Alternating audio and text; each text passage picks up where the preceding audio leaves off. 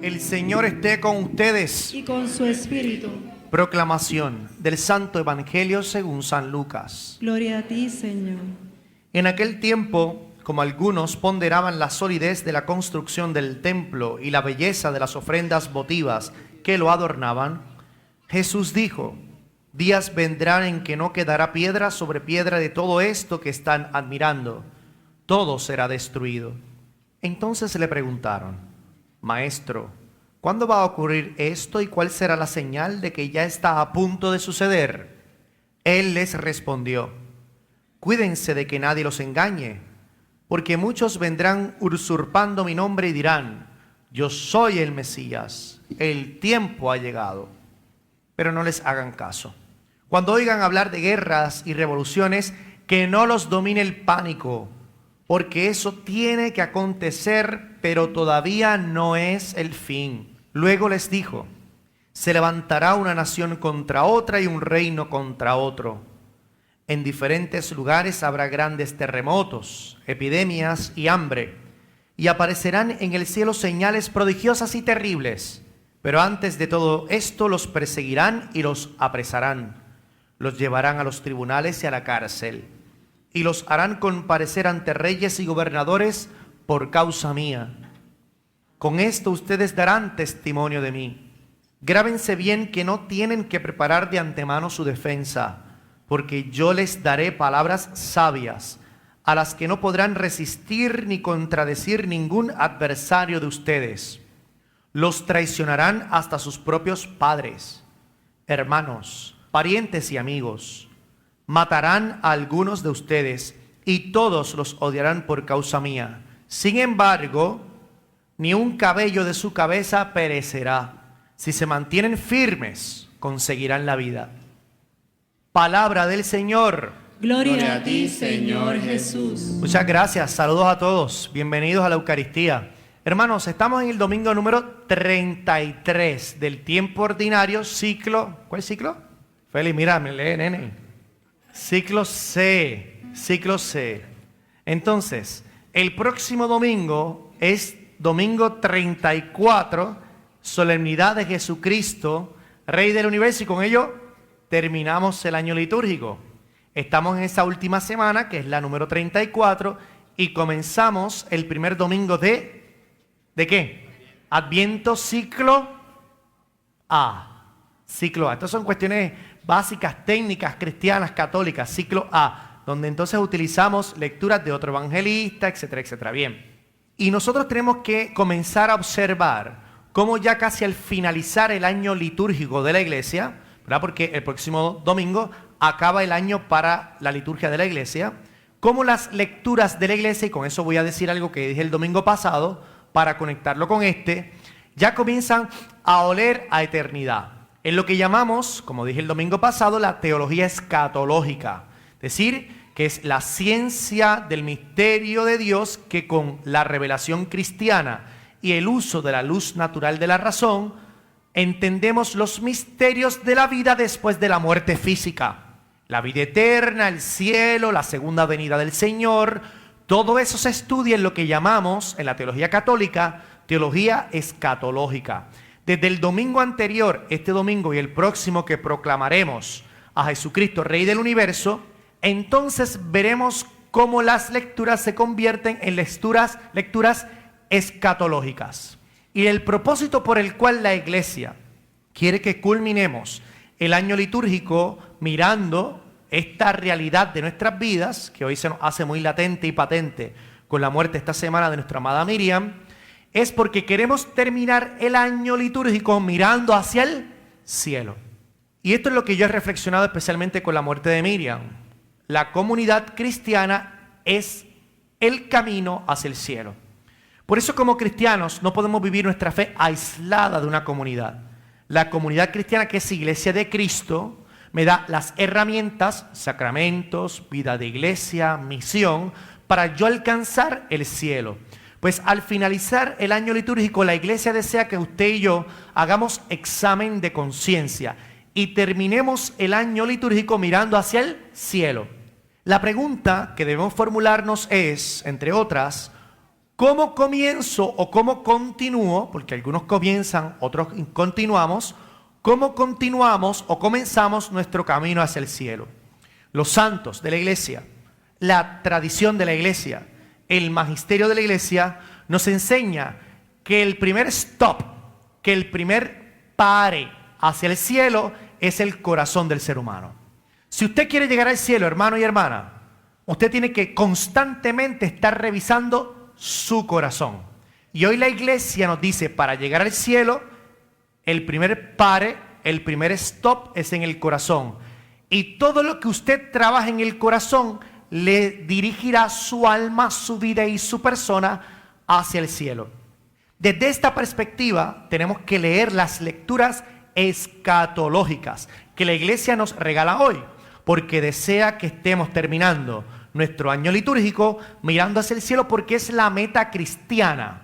Nosotros somos cristianos porque queremos llegar al cielo, y el primer pare es el corazón. Al cielo se llega por el corazón. Desde esta perspectiva, leamos las lecturas que la iglesia en su misericordia, como madre y como maestra, regala todo el cuerpo místico de Cristo, que somos los hombres y las mujeres bautizados. Hay una frase que yo llamo categórica en el Evangelio de hoy, según San Lucas, capítulo 21, versículos del 5 al 19, especialmente a esa iglesia digital que nos sigue de otras partes de Puerto Rico, Estados Unidos y el mundo entero. Busquen su Biblia, porque es importante tener la palabra de Dios en la mano. Pues en el Evangelio de hoy, de San Lucas, capítulo 21, versículos del 5 al 19, se nos dice esta frase, entre otras, pero quiero comenzar a examinar el corazón, porque al cielo pasamos por el corazón, con esta frase: que nadie los engañe, que nadie los engañe, es decir, que nadie nos engañe. El engaño es siempre la gran tentación del corazón. El engaño al corazón es siempre el desvío a otro lugar que no es hacia el cielo. Y el cristiano, hombre y mujer, que quiera terminar este año litúrgico mirando hacia el cielo, debe pasar por el corazón. Y lo primero que deberíamos nosotros examinar del corazón son todos los engaños que quieren desviar nuestro corazón del corazón del Señor. Y vamos a leer qué dice la palabra, para que veamos que cuando nos dejamos guiar por la palabra de Dios, escrita de forma sin error en su sagrado evangelio, encontramos elementos que parecen que fueron escritos ahorita, hace un momentito, para usted y para mí. Porque si venimos a la iglesia es para encontrar instrumentos que me ayuden a analizar el corazón y mirar hacia el cielo. Por cierto, aquí tengo mis notas. El cielo no es un lugar físico. Según el catecismo de la Iglesia Católica, y lo digo porque durante esta semana muchos niños y adultos me han preguntado sobre el cielo es un estado del alma. Es la presencia del alma en, valga la redundancia, en la presencia de Dios. Bien, ese es el cielo. Padre, ¿y por qué entonces decimos que el cielo es allá arriba? Porque eso dijo Jesús también. Jesús ascendió al cielo. Jesús miraba al cielo. Por lo tanto, humanamente decimos que el cielo está allá arriba. Pero el cielo, nos enseña la doctrina cristiana, es el estado del alma en presencia de Dios. Ese es el cielo. Entendiendo eso, vamos a buscar en la palabra de Dios herramientas que me ayuden a llegar al cielo, pasando primero por el corazón, evitando los engaños. Veamos qué dice la palabra de Dios. Y dice así: cuídense de que nadie los engañe, porque muchos vendrán usurpando mi nombre y dirán: yo soy el Mesías, el tiempo ha llegado. Fíjense que los grandes engaños para la gente que permanecemos en la iglesia son esos mensajes dirigidos en nombre de Dios y de la iglesia. Claro, porque una persona que quiere llegar al cielo busca en donde se escucha la palabra de Dios. Pero entendemos que en este tiempo, especialmente en Puerto Rico, en Estados Unidos y en el mundo entero, hay mucha gente que, como dice el Evangelio, habla con la autoridad del Mesías, habla con la autoridad de Cristo. Por lo tanto, dice hablar con la autoridad de la iglesia, pero en el fondo nos engañan. Bueno, padre, hold your horses, un momentito. Si me hablan en nombre de Cristo, en nombre de la iglesia, ¿cómo sé yo que me están engañando? Es la gran pregunta que hay que formularnos. Sabemos que la misma palabra nos dice que por los frutos conocerán a mis discípulos. Pues aquí inmediatamente después el Señor da una clave de discernimiento para evitar el engaño, especialmente el que viene dirigido por miembros incluso de la iglesia o no, pero que hablan en nombre de Cristo.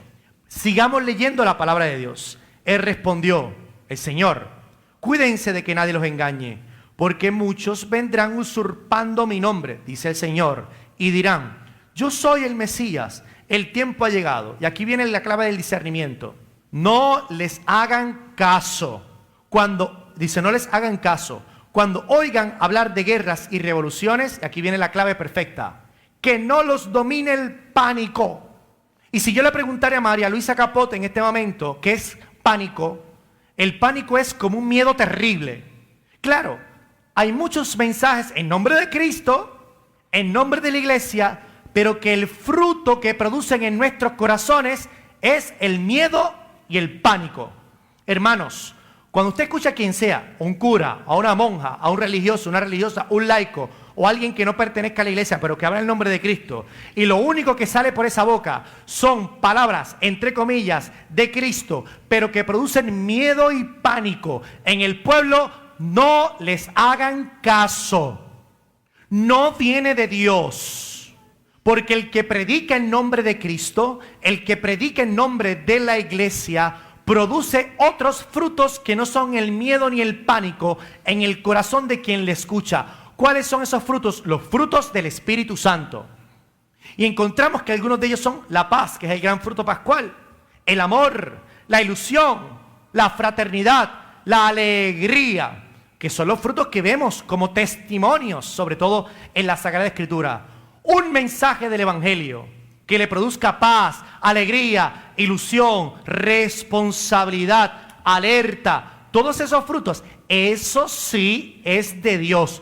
Pero el que le hable incluso en nombre de Dios y de la iglesia, y que el fruto que usted que experimente es miedo y pánico, no les hagan caso. Es un engaño y puede desviar el corazón de la ruta directa hacia el cielo. Entendiendo eso, ¿qué cualidades debo tener yo, hombre y mujer, que quiere evitar el engaño? ¿Qué cualidades debo desarrollar? Que yo le llamo, y como me han escuchado otras veces, cualidades pascuales. Cualidades de la iglesia de Cristo. Un Cristo que ha resucitado. Por eso son cualidades pascuales. Pues hoy, en este domingo número 33 del tiempo ordinario, casi terminando el año litúrgico, donde la iglesia me pide que me iré hacia el cielo, y que para ir al cielo hay que parar primero por el corazón, y debo revisar todos los engaños y sacarlos fuera en un discernimiento claro. Yo debo buscar en esa misma palabra qué cualidades debo yo ir sembrando en mi personalidad para desarrollar un corazón astuto que sepa sacar el engaño y caminar directo hacia el cielo. Hermanos, eso se llama conversión. Si yo vengo a la iglesia es porque yo estoy consciente de que incluso aunque he caminado mucho, necesito conversión y necesito escuchar la voz de Dios en su palabra proclamada en la liturgia de la iglesia en comunión con el Santo Padre, el Papa Francisco y el Colegio de los Obispos, para recibir herramientas que me ayuden a alcanzar el cielo, pasando primero ¿por dónde? ¿Por dónde? Por el corazón. Son elementos importantes que yo quiero que se queden. Pues fíjense, voy a darle respuestas, no mis opiniones, sino respuestas utilizando la misma palabra de Dios que hoy la iglesia nos regala. Y vamos a comenzar con la primera lectura, que es del profeta Malaquías. Glory y Félix, pues cuando tengan otro hijo, le llaman Malaquías. Es un nombre muy hermoso. No sé por qué, no me mires así, ¿ok? Malaquías. Y dice así el profeta Malaquías. Michael, también para ti. Hermanos, digo, eso estoy leyendo San Pablo. Ya viene el día del Señor. ¿Ves que es como escatológico? Ya viene el día del Señor. Ya viene el día del Señor. Pero no dice, ya viene el día del Señor. Arrepiéntate que te vas a condenar en el infierno. No dice así. Malaquías no habla así. Y si Malaquías no habla así, ni Jesús habla así, ¿por qué los cristianos tenemos que predicar así? Sigue diciendo Malaquías. Apunta ese nombre, Michael. Ya viene el día del Señor, ardiente como un horno, Y todos los, vamos ahora a dar una respuesta en negativo. ¿Y qué significa respuesta en negativo? Una respuesta mala. Vamos a ver que no debo tener en mi corazón para distinguirlo y sacarlo. La primera cualidad que no debo tener en el corazón, porque quiero llegar al cielo, y para llegar al cielo hay que parar primero en el corazón. Lo primero que debo hacer para arrancar toda disposición negativa para llegar al cielo es, vamos a leer a Malaquías, ya viene el día del Señor ardiente como un horno, y todos los, ¿qué dice ahí? Soberbios. Si yo le pregunto a Félix qué es soberbio y le pregunto a José qué es soberbio, seguramente ellos dos, que son hombres inteligentes y profesionales, me dirán lo que entienden que es soberbio. Pero quizás Félix me da una definición que es legítima, distinta a la de José, que también es igualmente legítima. Pues yo, para evitar los matices diversos y buscar una objetividad, porque le hablamos a muchas personas con diferentes ideologías, con diferentes sentimientos y emociones, vamos a buscar una definición que nos incluya a todos. Lo llamado ahora política y sociológicamente inclusivo. Bien, busquemos esa definición inclusiva. ¿Qué significa soberbia? Y desde ahí revise su corazón, porque su corazón es la primera parada para llegar ¿a dónde? Al cielo. Soberbia, sentimientos de superioridad ante los demás. Aguántate del banco. ¿Y qué hace ese sentimiento de superioridad a los demás? Provoca un trato despectivo y distante al prójimo. Entonces tenemos que ver qué de eso tengo yo. No, padre, mire, yo llevo un montón de años y yo no soy soberbio. ¿Qué de eso tenemos nosotros? Hermanos, con mucho respeto voy a dar este testimonio. Cuando yo llegué a esta parroquia, muchos católicos practicantes de rosario diario, de adoración al Santísimo, y yo, al lirio yo no me meto. Al lirio yo no me meto. Y yo le pregunto, la dignidad de un ser humano de vistas del mar, de lirios del sur, de pámpanos, de las parcelas Amalia Marín, de los meros, de los potes, ¿es distinta a la dignidad de cualquier otro ser humano? Y eso que somos católicos, y esos que somos marianos, y eso que somos eucarísticos, discípulos y misioneros. Y muchas veces dentro de esta superficial espiritualidad decimos, al lirio yo no me meto. Y eso es parte de la evangelización que tenemos que, porque es una soberbia espiritual, claro, solapada siempre con una religiosidad de embuste. Y yo quiero que algo de eso nosotros analicemos. Pero ¿saben qué? Esa no fue la definición que a mí me impactó el corazón. Porque ciertamente mientras uno va creciendo, como que esa soberbia de creerse mejor a los demás es como es más infantil. Y aunque vemos adultos que son unos infantiles, pero ciertamente es más infantil. Y nosotros tenemos que trabajar con otros tipos de soberbias iguales.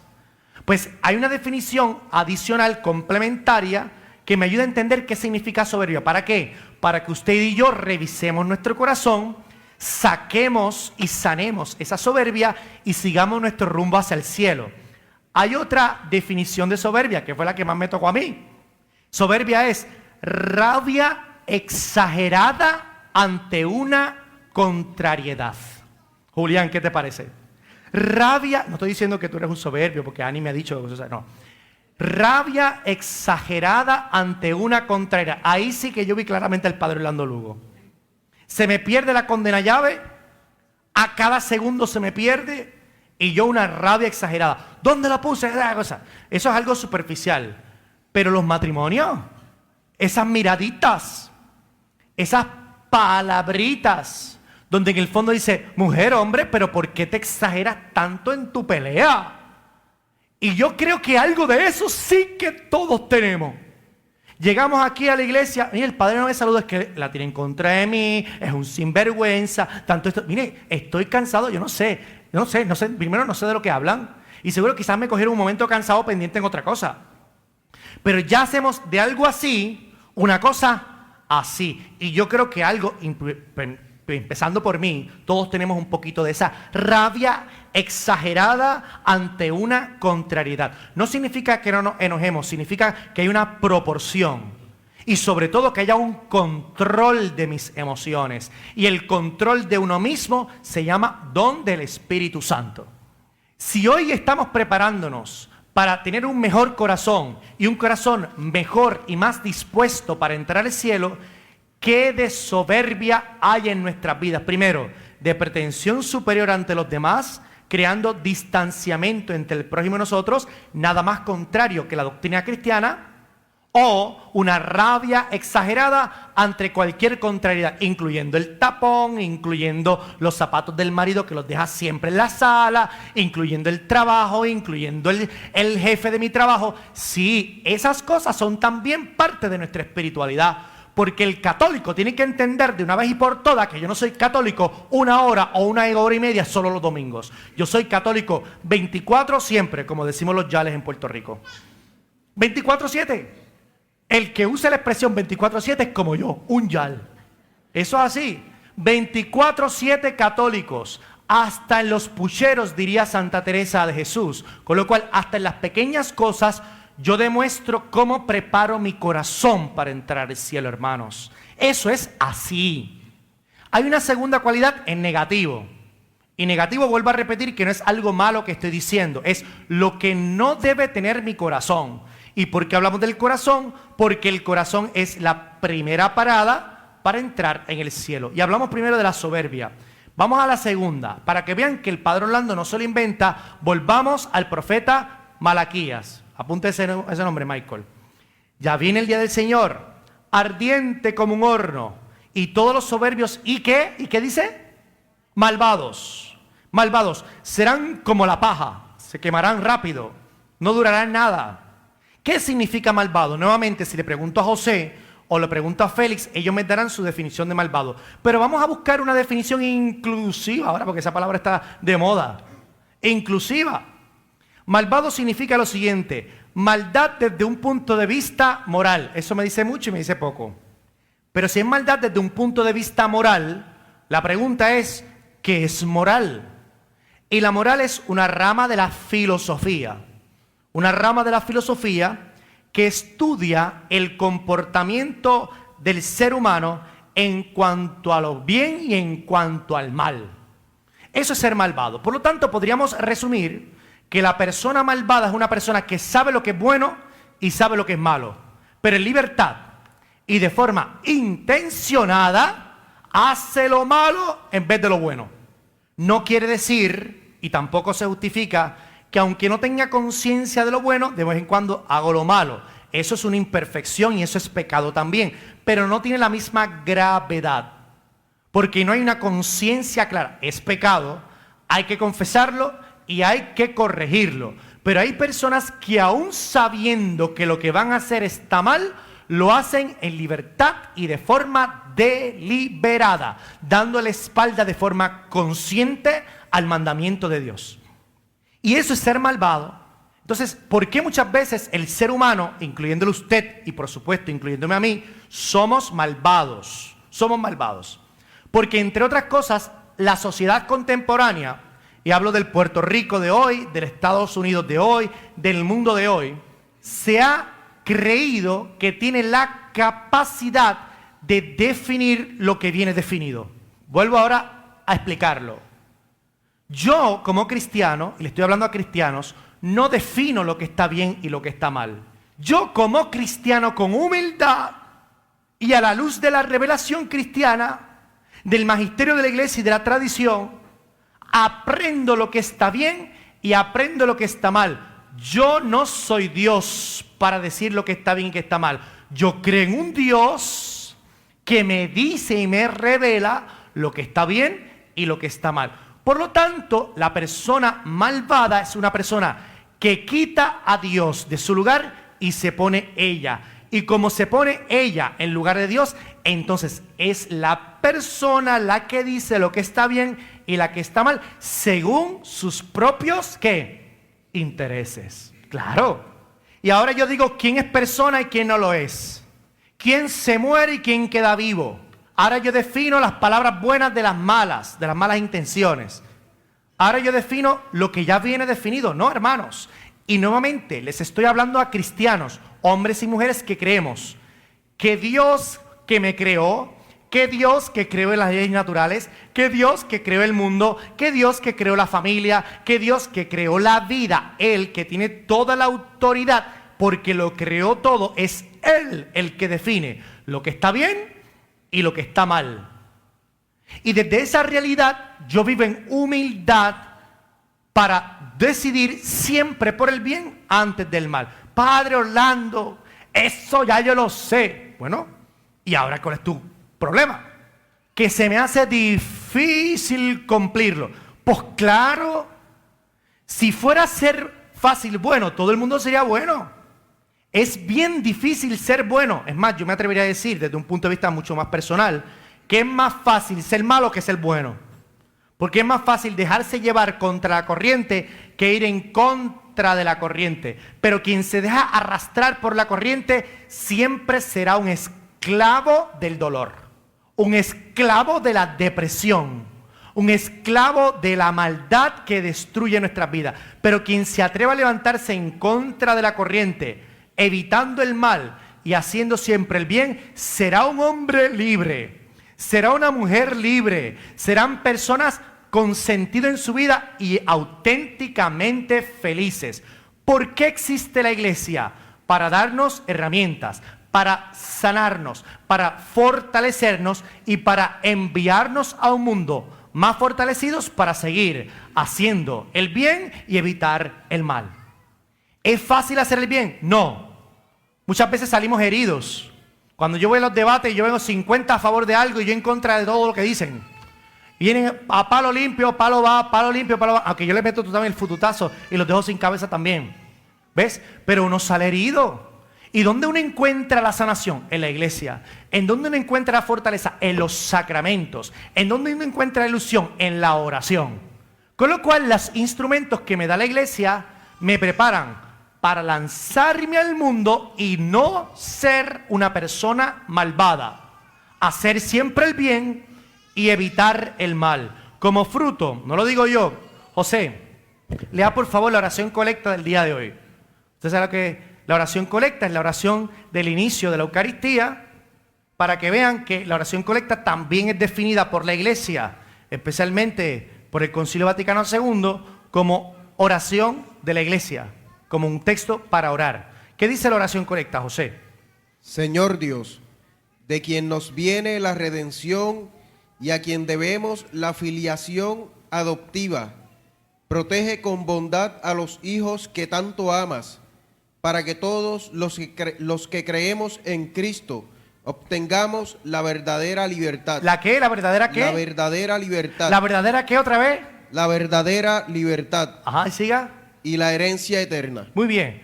La verdadera libertad no es política.